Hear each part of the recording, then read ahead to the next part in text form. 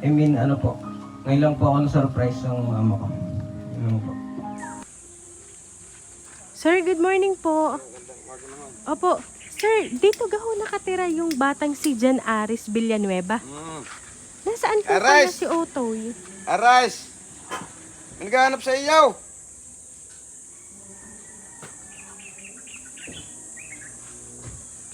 May pinadala yata din siya yung ano, tuga. May tuga ka naga. Tuga. Otoy, good morning. Kay Jan Aris Villanueva. Apo. Kasi galing kami sa Laia National High School. Apo. Ay, ari pinadadala ng iyong teacher. Ano yun? Tuga daw. Tuga daw. May tuga na ako. Ay, pinadadala sa iyo at nakalimutan daw ibigay sa iyo. Ay baka yung ano, ribbon. Ay siya, pakicheck na lang nasa paper bag eh. Pinadadala nga dito eh, ito oh.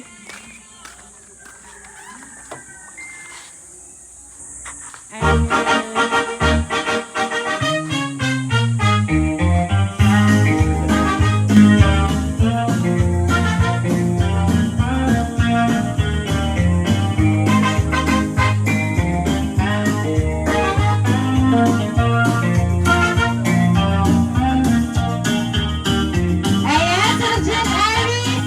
Congratulations! Ayan, a balloon for you. Ayan.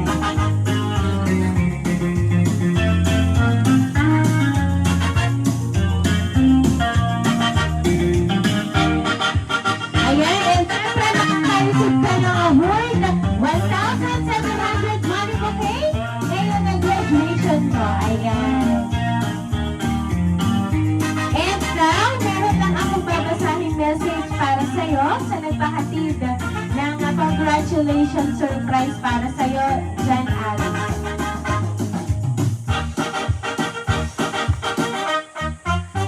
Utoy, congratulations on your high school graduation. Anak, we are incredibly proud of you and all you've accomplished. We're excited to see what the future holds and know you'll achieve great things. I love you always and keep it up. Salamat anak kasi tinupad mo ang isa sa mga pangarap ko para sa'yo. Salamat sa pagiging mabuting anak. Pasensya ka na. Pasensya na kayo kung wala ako palagi sa mga importanteng bagay sa buhay nyo. Alam ko na naiintindihan nyo ang inay at lahat naman ng ginagawa ko ay para sa inyo. At lahat ay gagawin ko para sa inyo. At yung promise ko na iPhone, alam mo na. Kaya wait mo lang, Utoy. Mahal na mahal ko kayo palagi.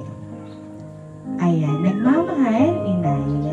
So ayan, Sir Jan Aris, ngayon pong graduation mo mamaya ay pinaunahan ka na agad ng sorpresa ng iyong mother.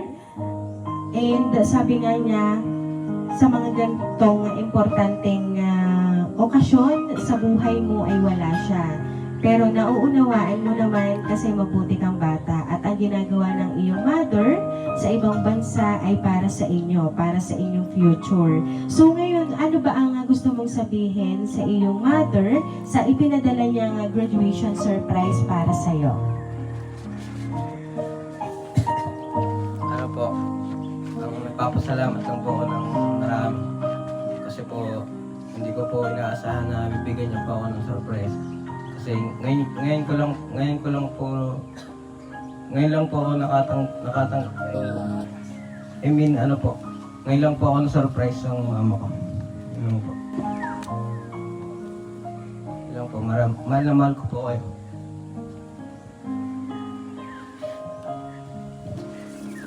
Ayan. So, Jan Aris, palagi mo lang tatandaan kahit wala yung iyong mama, nandito naman si papa mo at syempre yung mga lola mo na nagmamahal sa'yo.